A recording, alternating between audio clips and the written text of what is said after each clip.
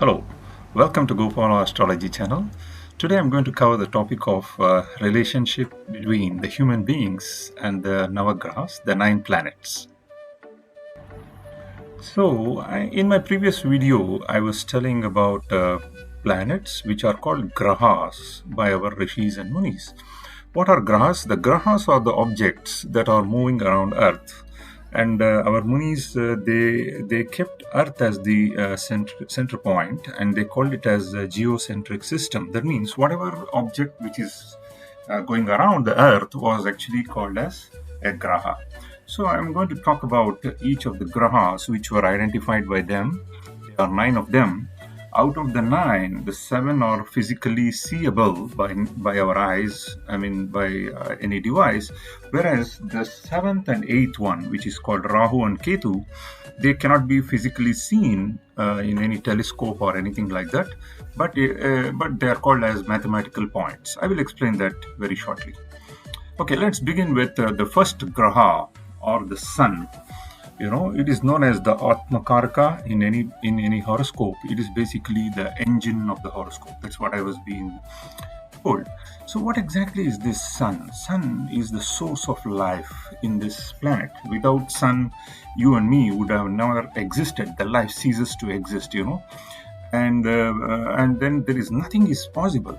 So the placement of Sun in the horoscope is very, very clear, and that's the direction in which the soul is intending to work on one's life. Okay, so the Sun plays a very, very important role in astrology, and that determines the way the journey of the soul in this life is made.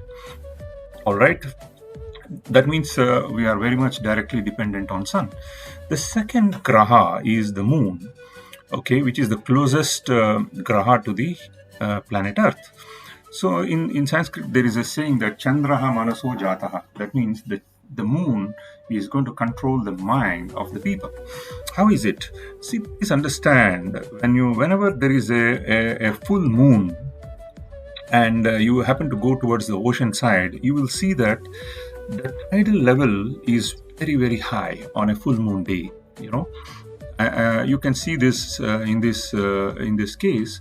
Whereas on the opposite part of it, when there is a new moon, the tidal level in the ocean is very, very low. Even the fisherman says that it's a low tide and he cannot go for fishing, right?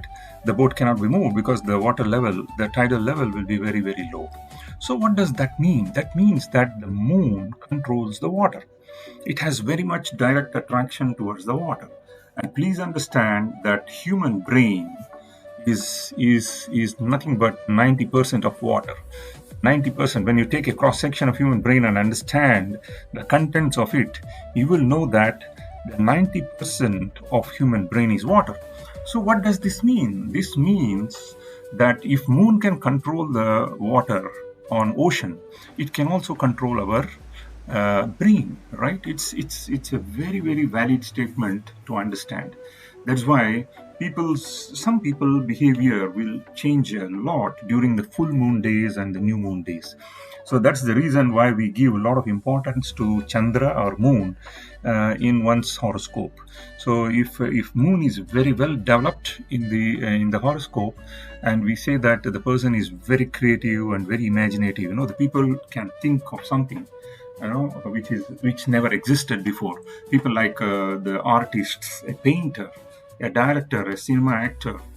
Many people are born with very powerful position of moon in the horoscope.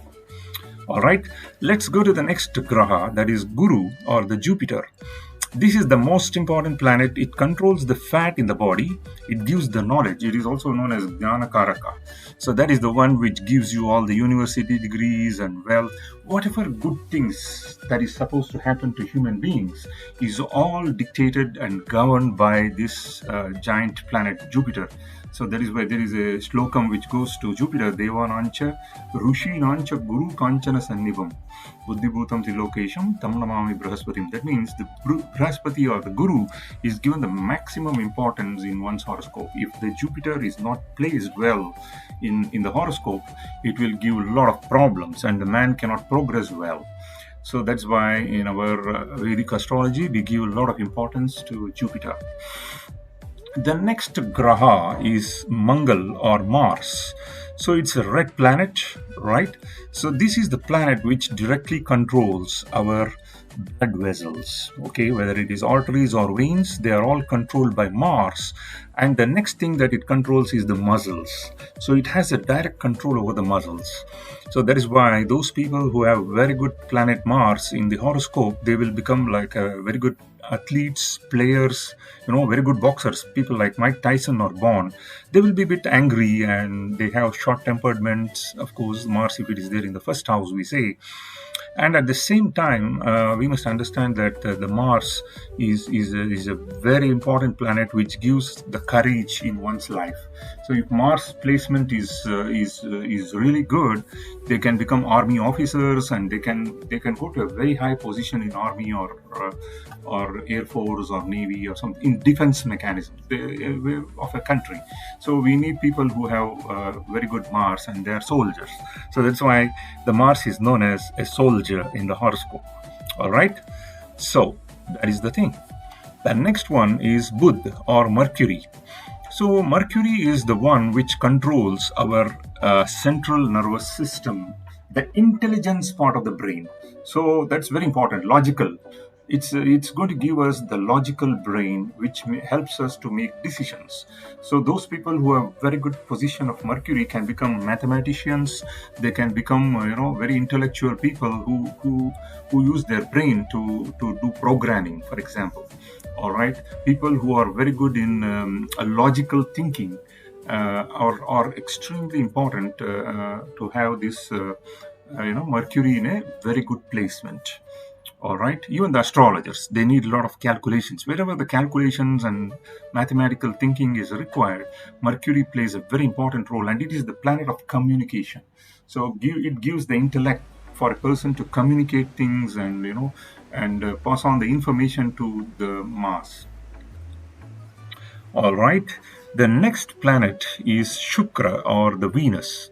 All right, this is known as the planet of beauty or the planet of love. Okay, it is the planet which gives the wealth. The rich men are always going to have the best position of Venus in their horoscope. All right, so without Venus we cannot have that pleasure and happiness in our lives. So this is the planet which is very, very important for that cash, the liquid cash that we are going to have. So that means the difference between the Jupiter and Venus is that Jupiter is Devaguru and it gives the assets. Okay, all the assets are controlled by Jupiter. Assets, properties, or whatever. Whereas Venus is really the liquid cash that you are going to have. That's going to give you the money. Okay, it's the planet of money, and it gives extreme pleasure and things like that. Life partner is really determined by Venus. Okay, it's very important to understand this. Now, let's go to Saturn. Saturn is also known as Shani Graha. All right. So Saturn is always seen as a very scary planet, and many people are scared of Saturn. But actually, that is not true. It is actually known as a karmic planet.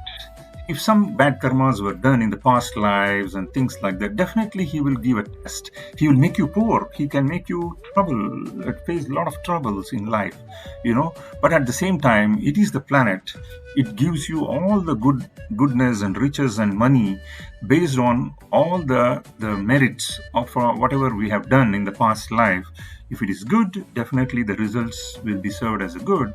If we have done something bad, and equally the Saturn is going to give it in the present life. All right. It is also associated with, it's basically the planet which gives the shape and structure to the human body also. It controls the calcium, all right, in terms of human body. Whereas on Earth, it is actually related to oil and gas industry and also the coal industry.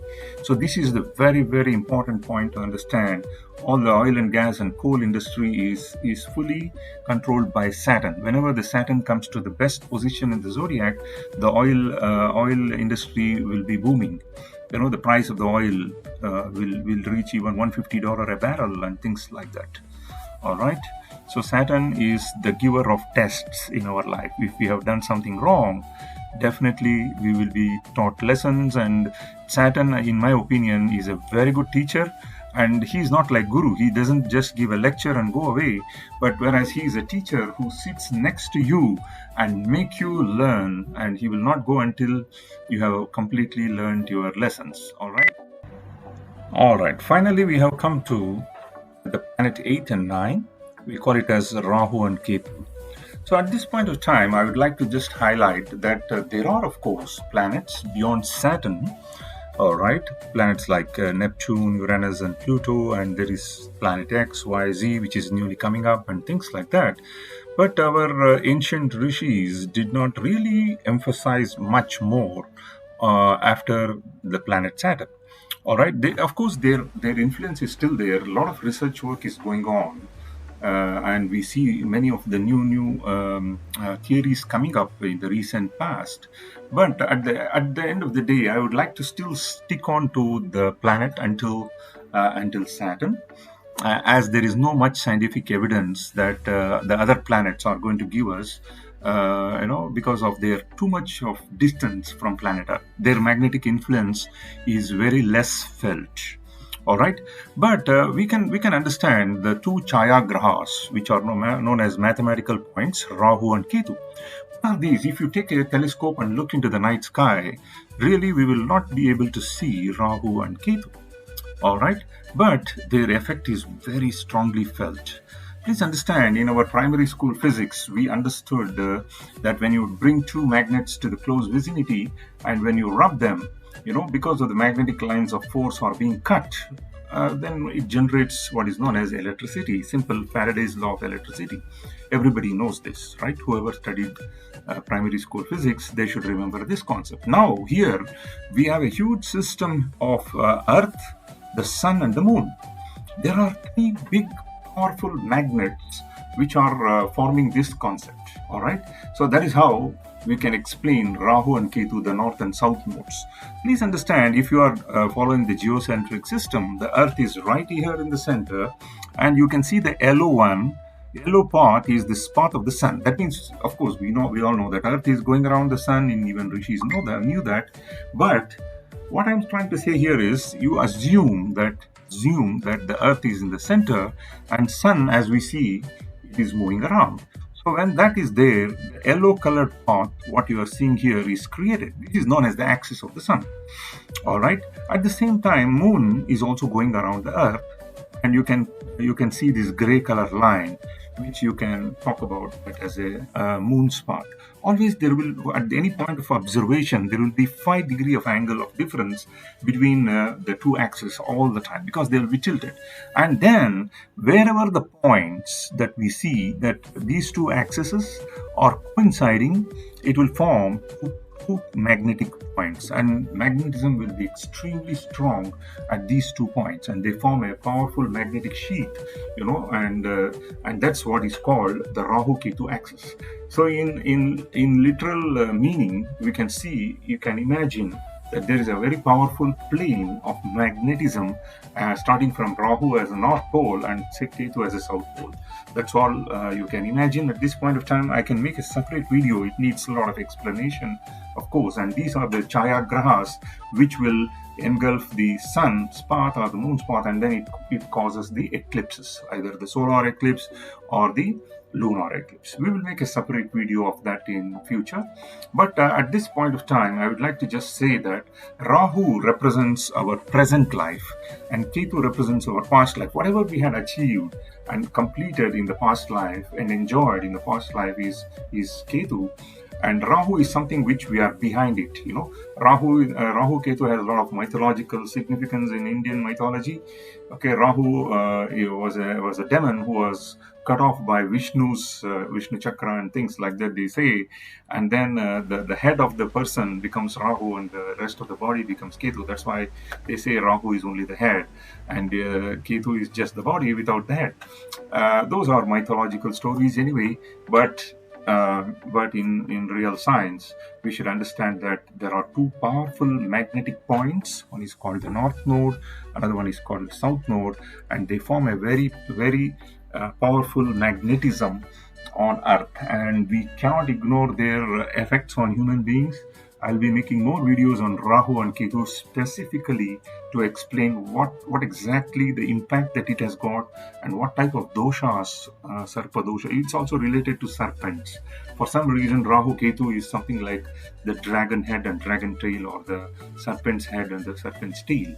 All right. So there's a lot of emphasis given on Rahu Ketu in our Vedic astrology. I'm going to make videos on that in the coming future. And if you have any questions, definitely you can come back to me. So we have come to the end of this video. Okay, if you have any questions, please type it in the comment section. Whenever I have got time, I will definitely come back to you.